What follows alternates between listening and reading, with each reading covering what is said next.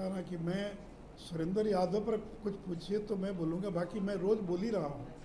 आप जब प्रश्न पूछ रहे हैं उसका जवाब तो मैं आपको भी और बाकी को दे ही चुका हूँ। उसी घिसी पिटी बात को क्या जवाब दिया जाए। और नई बात, जो नई बात है उसको जो है उसका उस पर कुछ पूछना हो तो पूछिए आप। जैसे कि आप बता रहे हैं कि इनका इतिहास है अपराध का, तो जेल से बाहर क्या कर रहे थे? अभी तो आपकी सरकार थी 3 रात, कुछ दिन हुआ सरकार बदले हुए, तो जेल में उनको होना चाहिए, तो बाहर क्या कर रहे थे? आपकी भी सरकार रही बिहार में दिक्कत हुई। चलिए, हम लोग की सरकार में मंत्री परिषद में नहीं थे। मैंने कहा कि मंत्री परिषद में मंत्री बने क्या फर्क पड़ता है? अपराधी हमेशा जेले में नहीं ना रहेगा जी। बीच में मंत्री ना बने तो उस पर कार्रवाई नहीं की जाएगी जी। अपराधी मंत्री नहीं बने तो कार्रवाई नहीं की जाएगी। कहाँ बोल रहे हैं कि कार्रवाई नहीं की जाएगी? कार्रवाई हुई तब ना इतने केस में वो जेल गए, बेल हुआ, बाकी हुआ। ऐसा थोड़ी उन पर दर्जनों केस थे। आज भी 9 मुकदमा उनके ऊपर है। उनके एफिडेविट में 9 मुकदमा का उसका जिक्र है, उनके 9 मुकदमे का जो है। चलिए, बहुत बहुत धन्यवाद। वो आरोप सुरेंद्र यादव पर है और सुरेंद्र यादव गया के आतंक हैं, जिनके नाम से लोगों में सिहरन पैदा होती है। लोग डर जाते हैं कि सुरेंद्र यादव आ रहे हैं।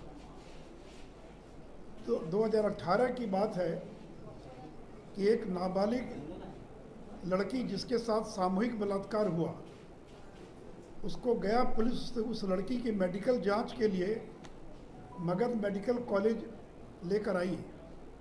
मेडिकल जांच के बाद जब लड़की निकल रही थी, गाड़ी में बैठ रही थी पुलिस कस्टडी में, तो सुरेंद्र यादव और उनके 25-30 लोगों ने पुलिस की गाड़ी को रोककर और ज़बरदस्ती उस लड़की को पुलिस गाड़ी से नीचे उतार लिया और उसका बयान लेने की कोशिश की और उसके चेहरे पर जो कपड़ा था उसको हटा दिया और इस दौरान उसका चेहरा उजागर हो गया। इस मामले में सुरेंद्र यादव पर पॉस्को एक्ट की धारा 13 के तहत मामला दर्ज है। और पॉस्को एक्ट की आपको मालूम है, प्रिवेंशन ऑफ जो सेक्सुअल चाइल्ड एब्यूज़ एक्ट है, जो बाल यौन अपराध से जुड़ा एक्ट है। तो ये मामला बाल यौन अपराध से जुड़ा है। सुरेंद्र यादव पर पॉस्को एक्ट की धारा 13 के तहत मुकदमा दर्ज है। वो चार्जशीटेड हैं इस मामले में, जमानत पर हैं, उन पर चार्ज फ्रेम हो चुका है और अब मामले का ट्रायल चल रहा है। दूसरा मामला मित्रों, जो पुराने पत्रकार उनको ध्यान में होगा कि बिहार में एक अतुल अपहरण कांड पूरे देश में जिसकी चर्चा हुई थी, उस अतुल अपहरण कांड में श्री सुरेंद्र यादव को मंत्रिमंडल से इस्तीफा देना पड़ा था, उनको जेल जाना पड़ा था। और ये कांड क्या है? तो अभी झारखंड में जिस प्रेम प्रकाश का आप नाम सुन रहे हैं, जिनके यहाँ ईडी की रेड में 2 AK-47 राइफल जिनके घर से मिला, ईडी ने जिनको गिरफ्तार किया, इस प्रेम प्रकाश का भी संबंध सुरेंद्र यादव से है। और मैं थोड़ा उस घटना के बैकग्राउंड में ले जाना चाहूँगा, क्योंकि जानना आवश्यक है। ये प्रेम प्रकाश पटना के SBI के अंदर पदाधिकारी था और चारा घोटाले का करोड़ों रुपया जो राजनेताओं की काली कमाई थी, उसके यहाँ वो पैसा जमा था। और प्रेम प्रकाश चारा घोटाले की काली कमाई को पैसे को लेकर फरार हो जाता है। तभी सुरेंद्र यादव, लालू यादव के साले सुभाष यादव, इन लोगों ने FIR दर्ज किया पटना में और एक पुलिस टीम को गुजरात भेजा, बड़ौदा। और बड़ौदा पुलिस टीम गई प्रेम प्रकाश को गिरफ्तार करने। प्रेम प्रकाश नहीं मिले तो उसके छोटे भाई अतुल प्रकाश जो हैं, उनको पुलिस ने पकड़ लिया और हवाई जहाज़ से लेकर आई और पटना लाने के बजाय ज़बरदस्ती इन लोगों ने गया से होकर गुजरने वाली राजधानी में उसको बैठवा दिया। और गया स्टेशन के पास अतुल प्रकाश को ज़बरदस्ती ट्रेन रोककर उतार लिया गया और उतार कर सुरेंद्र यादव के घर पर उसको 4 दिनों तक रखा गया। भारी टॉर्चर किया गया उसको। ये बात कहीं से लीक हो गई और फिर पुलिस ने छापा मारकर अतुल प्रकाश को रिहा करवाया। ये मामला इतना बड़ा मामला बना पूरे देश के अंदर कि अंततः सुरेंद्र यादव को, जो उस समय एक्साइज मिनिस्टर थे, उनको इस्तीफा देना पड़ा, उनको जेल जाना पड़ा। और उस समय श्री शिवानंद तिवारी आबकारी मंत्री थे, वो कैबिनेट मंत्री थे और ये राज्य मंत्री थे। तो सुरेंद्र यादव के मामले के खुलासा करने में भी शिवानंद तिवारी की और बहुत बड़ी भूमिका थी। तीसरा मामला कि 13 महीनों के लिए श्री सुरेंद्र यादव लोकसभा पहुंच गए 1998 में, और महिला आरक्षण बिल पेश किया जा रहा था। तो श्री सुरेंद्र यादव लाल कृष्ण आडवाणी के हाथों से उस बिल की कॉपी को लेकर फाड़ दिया। और इस घटना से पूरे देश के अंदर बिहार शर्मसार हुआ कि ऐसे भी सांसद हैं कि महिला आरक्षण बिल का विरोध करना तो एक अलग बात है, उस बिल की कॉपी को लेकर फाड़ दिया था। और आज भी जब कभी मीडिया या कभी वीडियो पर विधायकों की कारगुजारियों को दिखाया जाता तो उसमें हमेशा सुरेंद्र यादव के इस वीडियो को हमेशा दिखाया जाता है। चौथी घटना है 2011 की कि मगध मेडिकल कॉलेज में सुरेंद्र यादव किसी काम से गए होंगे, वहाँ के जूनियर डॉक्टर से उनकी झड़प हो गई। उनके निर्देश पर उनके बॉडीगार्ड ने फायरिंग कर दिया। 3 जूनियर डॉक्टर्स के पांव में, शरीर में गोली लगी, घायल हो गए। जूनियर डॉक्टर्स ने पुलिस जीप में आग लगा दिया और फिर सुरेंद्र यादव को जान बचाकर वहाँ से भागना पड़ा। इस मामले में भी उनकी गिरफ्तारी का वारंट उस जमाने में, उस समय में और निकला था। एक और बहुत चर्चित घटना है श्री राम तिलकुट भंडार। हम सबों को मालूम है कि गया तिलकुट और अनरसा के लिए बहुत फेमस है।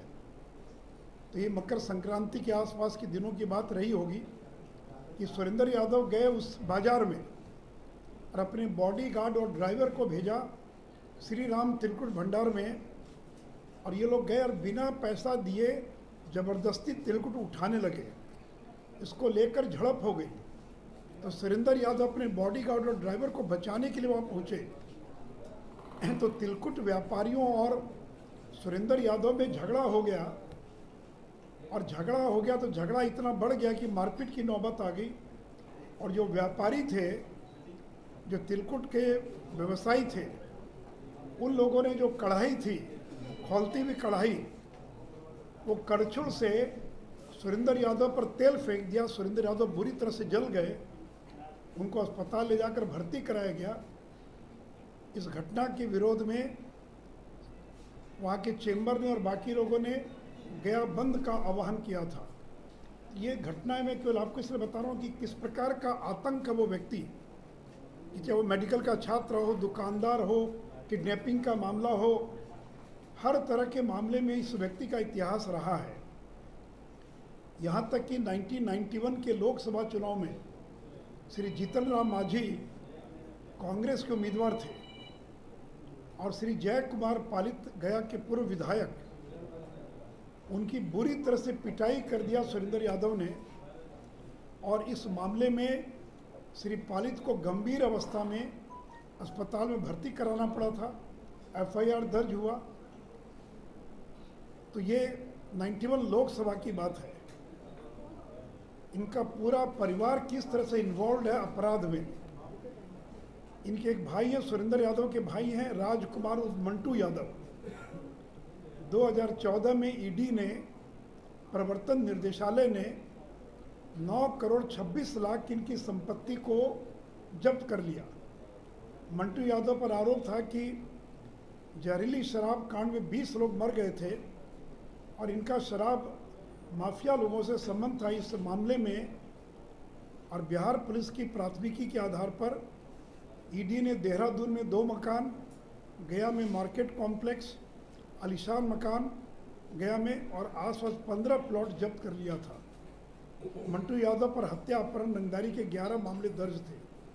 तो सुरेंद्र यादव जो अपराध कराते थे या रंगदारी या दबंगई दिखाते थे, उसमें अपने बॉडीगार्ड, अपने ड्राइवर, अपने भाई का पूरा इस्तेमाल करते थे।